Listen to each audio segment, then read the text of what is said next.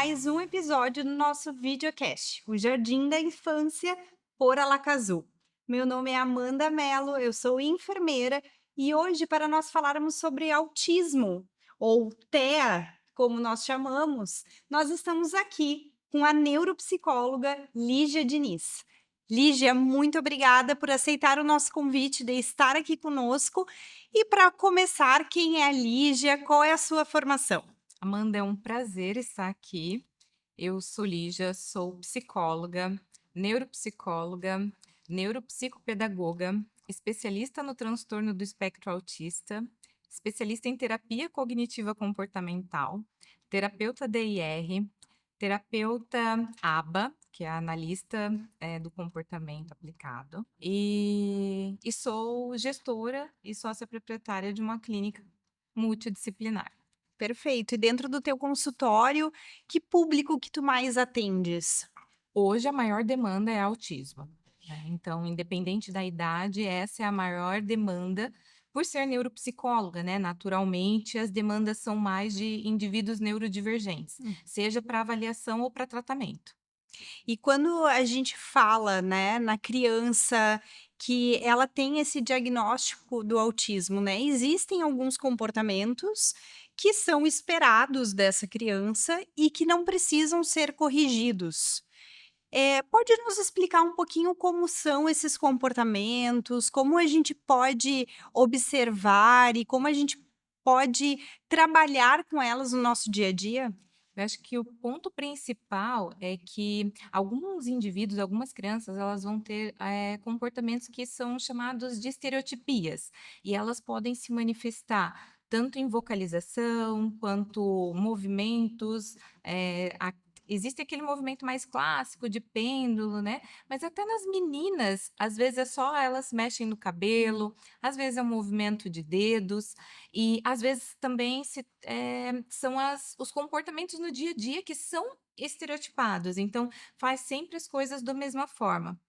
Eu acho que o ponto principal é, essa estereotipia, esse comportamento, ele traz algum prejuízo, seja para a própria criança ou para terceiros? Se sim, aí é importante a gente fazer um acompanhamento. Se não, a gente precisa entender e acolher que faz parte do comportamento dela e Uhum. que se não vai interferir, não vai trazer um prejuízo, não vai fazer mal para ninguém, nem para ela mesma e nem para os outros, não tem por que a gente interromper. Uhum. É. E cada criança vai ser cada criança, vai ter um desenvolvimento, vai ter uma forma, um comportamento, né, vai depender desses diferentes graus também, né. Isso. Os pais têm muita dúvida em relação a isso, né, a esses comportamentos. Quem pode auxiliar eles nessa visualização? Tu percebes que dentro do teu consultório, tu trabalhas muito nessa educação também com os pais, de análise desse comportamento? Sim, sim. É imprescindível trabalhar com os pais, com os professores, às vezes com outro cuidador que participa ativamente da educação da criança, então pode vir um avô, até a babá. Então, todo mundo que lida com a criança, são pessoas passíveis de receber essas orientações, esses treinamentos, para que essas crianças consigam, né, colocar em prática as habilidades que a gente treina dentro do consultório. Né? Se não trabalhar com a família e com os indivíduos que estão ao redor daquela criança, a criança fica treinada dentro do consultório. Uhum. Funciona dentro do consultório, e não Sim. para a sociedade, e não para a vida dela. Sim, e quando a gente fala dessas crianças, tu comentaste muito dessas pessoas que estão na volta dela, né, que são portos seguros. Uhum. O ambiente, ele também tem que ser um espaço seguro, né. Como essa construção desse ambiente olhando para essa criança autista? Quando a gente pensa no ambiente, a gente precisa pensar em tudo que tem nesse ambiente. Então, assim, vamos pensar em um cenário. Quando a gente pensa num cenário, a gente tem que pensar se as demandas sensoriais, como, por exemplo, a luz, a informação visual, se é muito poluída, se não é, as partes que são a estrutural. Se essa estrutura, ela contempla as peculiaridades e as demandas dessa criança. E logo na sequência, a gente precisa entender se as pessoas com quem essa criança convive, se são pessoas que acabam desencadeando processos emocionais ou não. Porque muitas vezes a gente precisa entender que o ambiente ele precisa ser um facilitador. Muitas vezes essa criança, ela vai precisar ser corregulada, porque sozinha ela ainda não aprendeu a se regular emocionalmente ou até sensorialmente. Então, é imprescindível que o ambiente seja um ambiente acolhedor e que consiga oportunizar para essa criança, uma segurança no seu desenvolvimento. Até que mais tarde ela consiga, de fato, não, agora eu consigo, eu percebo que tem barulho que me irrita, eu consigo entender que essa pessoa me deixa lotada, então eu tenho que passar menos tempo com essa pessoa. Mas isso até a criança chegar nesse nível de compreensão, a gente precisa mediar e facilitar esse desenvolvimento. Lígia, tu comentaste com a gente sobre esse processo de regulação e também de autorregulação. Poderia nos explicar um pouquinho sobre esses conceitos e como pequenos exemplos da prática, como que a gente pode desenvolver isso junto com essas crianças? Sim, é bem importante a gente entender que o ambiente ele pode ser um facilitador ou não. Por exemplo, existem crianças que têm dificuldade, com barulhos, são sensíveis a barulhos. Então, um ambiente que oportuniza ou proporciona barulhos, seja, barulhos de crianças falando, outras pessoas, maquinários, mas o maior dificultador são barulhos contínuos e repetitivos, que acabam incomodando mais as crianças. Então, tentar facilitar, às vezes utilizar um abafador, facilita muito, isso tudo favorece a criança não entrar em sobrecarga sensorial. Mas, existe também a possibilidade da gente corregular a criança. Então, às vezes a gente observa: esse ambiente tem muita luminosidade, ou ambiente com muita poluição visual". Acaba dificultando. Então a gente já consegue fazer uma exposição gradativa ou permanecer menos tempo em ambientes assim, facilita. Então a gente pode ser os correguladores daquela criança, daquele indivíduo. Ou às vezes a criança não está percebendo que ela está ficando irritadiça, está ficando desconfortável. E aí, se a gente consegue observar que isso pode, que podemos interceptar e auxiliar essa criança a se regular, nós estaremos agindo como correguladores. Então, a gente pode acalmar a criança. Tem crianças que têm sensibilidade ao toque, então não vão querer um abraço, mas podem querer um chá, ou um leitinho quente, ou uma almofada. Isso vai ser um agente corregulador. Ou às vezes tem criança que vai querer sim o colo, vai querer o toque profundo. Então, quando a gente pensa nos indivíduos autistas, a gente precisa entender que alterações sensoriais são muito comuns. Então, desde a sensibilidade ao toque até a necessidade de toque profundo. Então, desde o hipo até o hipersensível. E cada criança, a importância de conhecer cada indivíduo, cada criança, né? Uhum, Aqui tu citaste diferentes exemplos, mas cada criança vai ser uma. A isso. importância também da família entender e compreender a sua criança, né? Que tem esse diagnóstico e quais são as especificidades dela para ela saber como promover essa regulação, né? Isso. Essa é a primeira etapa. Primeiro momento é a gente conseguir fazer e traçar o perfil dessa criança, seja o perfil comportamental e até o perfil sensorial. A gente nunca trabalha sozinho, né? Então é importante ter outros profissionais para avaliar também o entorno. Mas a partir do momento que eu tenho uma avaliação neuropsicológica bem feita, eu consigo, mapear todas as peculiaridades e as especificidades. E com isso, a gente consegue fazer um treino parental de forma adequada e segura. Uhum. E a gente consegue fazer, com que essas crianças tenham menos crises. E com menos crise, todo mundo se beneficia, né? Menos estresse para a família, menos conflitos na escola e uma infância muito mais leve. Com certeza, a gente sabe que, tudo isso que tu estás falando tem um ambiente ao entorno e tem um contexto que pode ser favorável a essa criança, que é a rotina. Isso. Como a rotina influencia nesse dia a dia?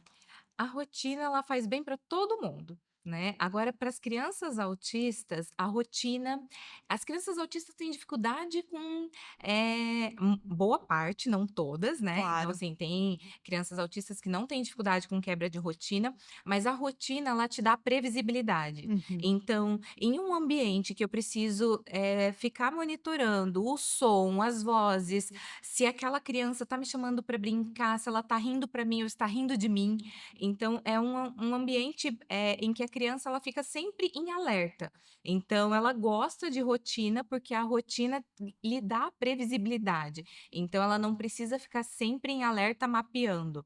Então por isso que algumas crianças entram em crise quando há uma quebra de rotina, porque eu não sei o que vai vir logo na sequência. E essa dificuldade de me antecipar de gerar resposta adaptativa é o que traz sofrimento.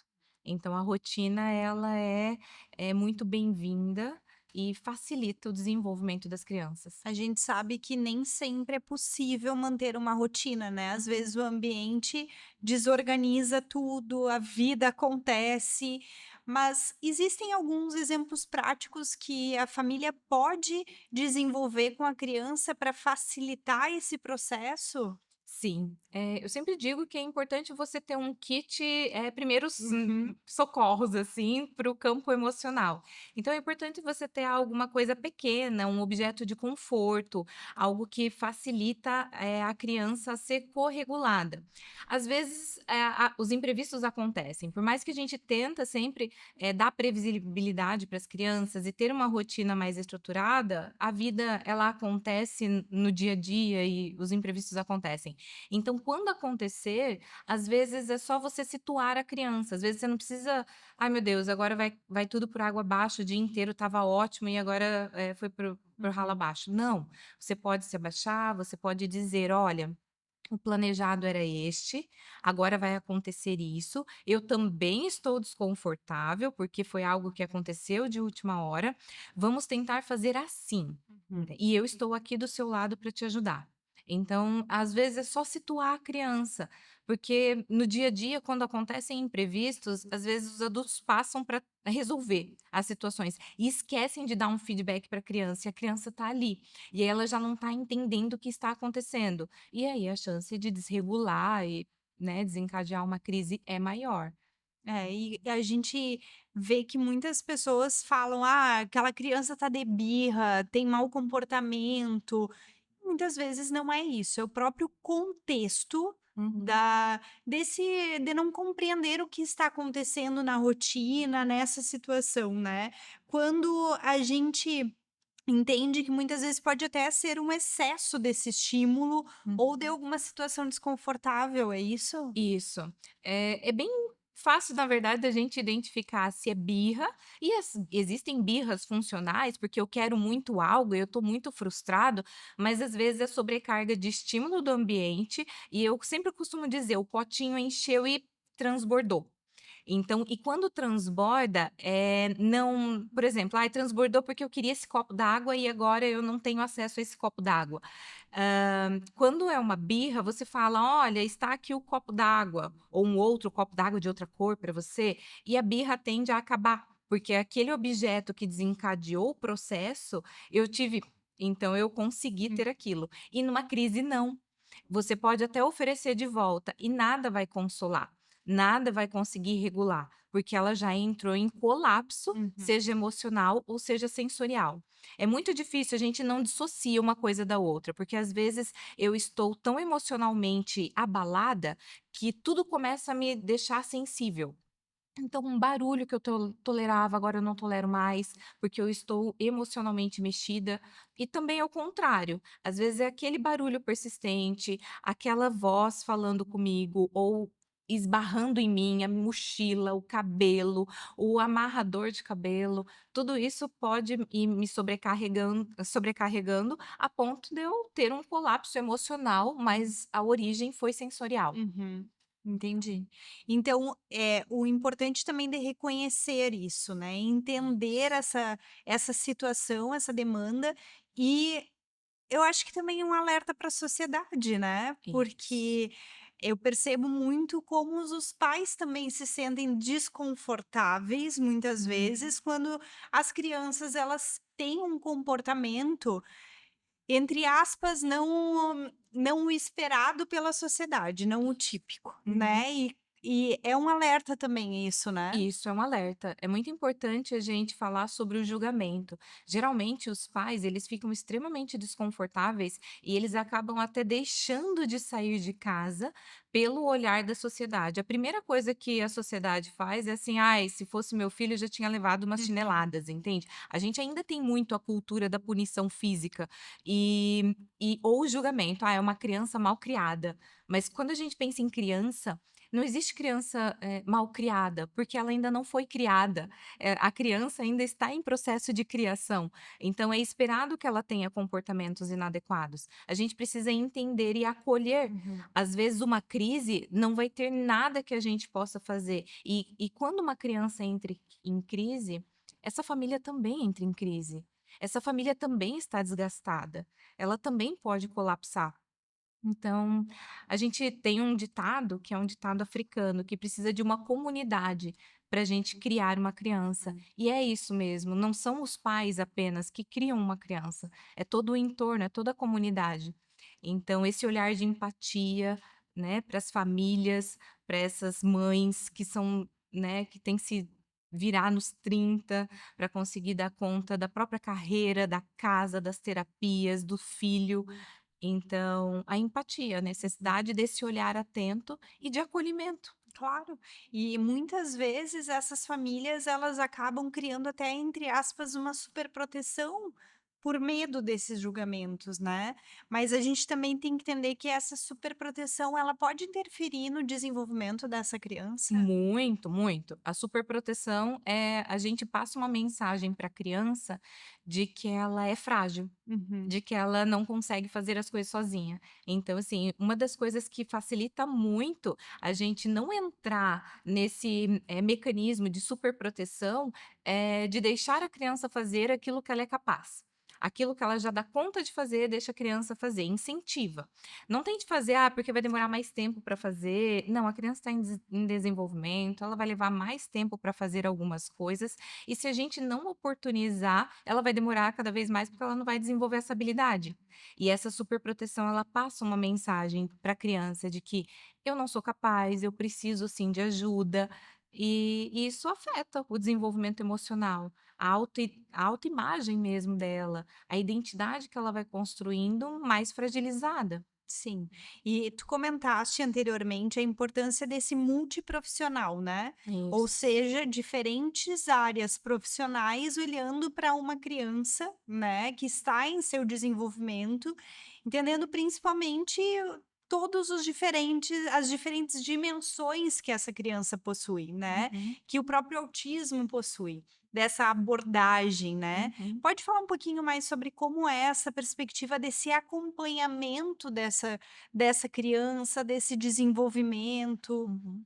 É importante a gente entender que cada criança ela vai ter necessidades específicas. Então, por exemplo, é muito comum, logo na primeira infância, os profissionais serem mais requisitados para terapia é o psicólogo, fonoaudiólogo e terapeuta ocupacional.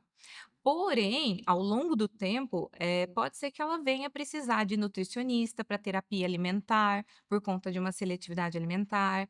E também, a gente sempre diz, né, terapia é boa quando ela dá resultado.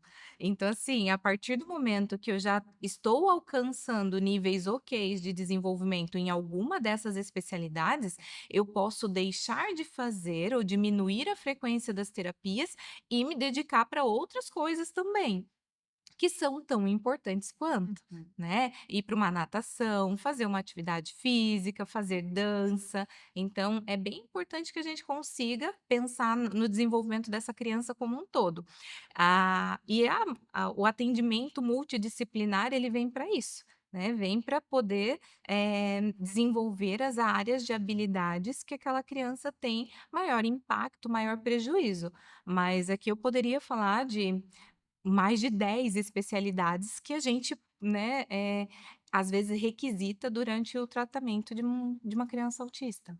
E eu acredito que dentro da tua fala tu comentaste uma questão, né, a autonomia dessa criança. A Uhum, importância de não subestimar a criança uhum. devido a um diagnóstico. Exato. Eu tenho uma frase que ela me carrega, né, presuma competência. Entende? Sempre presuma competência para aquela criança. Então não é porque ela é uma autista nível 3 de suporte que você não vai falar sobre, o sistema solar, que você não vai falar sobre, ai, como, que os insetos vivem no jardim, entende? A gente sempre tem que presumir competência. E quando a gente presume competência, as crianças elas respondem. E é sempre em busca de autonomia e independência, e esse é o maior objetivo, né, que eles não precisem mais de nós. É. E essa construção deve ser muito feita com os pais, né, Sim. porque o tratamento ele continua dentro da casa, não Isso, somente nesse isso. espaço, né. Uhum. Sim, a terapia ela acontece em todos os ambientes, então as habilidades que a gente treina, a gente precisa orientar os pais, os familiares, professores, para que eles consigam aplicar e estender isso e serem os facilitadores do desenvolvimento dessas habilidades em todos os contextos. Terapia só dentro de clínica não dá resultado, tem que se estender para todos os ambientes. E também dos pais serem cuidados, né. Sim. Cuidar de quem cuida. Sim, é imprescindível. Se a gente não cuidar de quem cuida, o tratamento ele não é efetivo. Não existe efetividade sem tratar a saúde mental dos pais, é muito difícil, é muito desgastante. Então a gente precisa sim dar uma atenção especial para os pais, dar um treinamento adequado para eles também, acolhimento e também entender que eles estão dentro de uma comunidade. E quando eles se aproximam uns dos outros, eles se fortalecem. Com Então, certeza. E se o autismo ele fosse um jardim para ser cuidado de uma forma diferente, o que você diria para as pessoas que precisam entender sobre isso? um jardim. Quando a gente pensa num jardim, a gente pode pensar num cacto e numa orquídea. Mas para cada um, a gente precisa, de um solo adequado, de um cuidado diferente, de uma luz diferente para cada um. E quando a gente consegue atender essas individualidades, eles florescem. Então, num jardim a gente precisa ter um bom jardineiro. Com certeza. E para finalizar, o que tu gostaria de deixar de mensagem para as pessoas que estão nos ouvindo? Olha, acho que a mensagem principal é para a sociedade, é para que as pessoas entendam as diferenças, as peculiaridades e as particularidades de cada indivíduo. E a partir disso, a gente vai conseguir, tornar o ambiente, o mundo, um ambiente muito mais acolhedor, muito mais humano. É essa a mensagem. Perfeito. E é assim que a gente conclui com essas palavras maravilhosas. Lígia, muito obrigada por compartilhar o teu conhecimento, a tua experiência. É incrível de ver como tu se emociona falando também, Uhum. né, sobre o teu cuidado com essas crianças. Até o próximo episódio. Muito obrigada.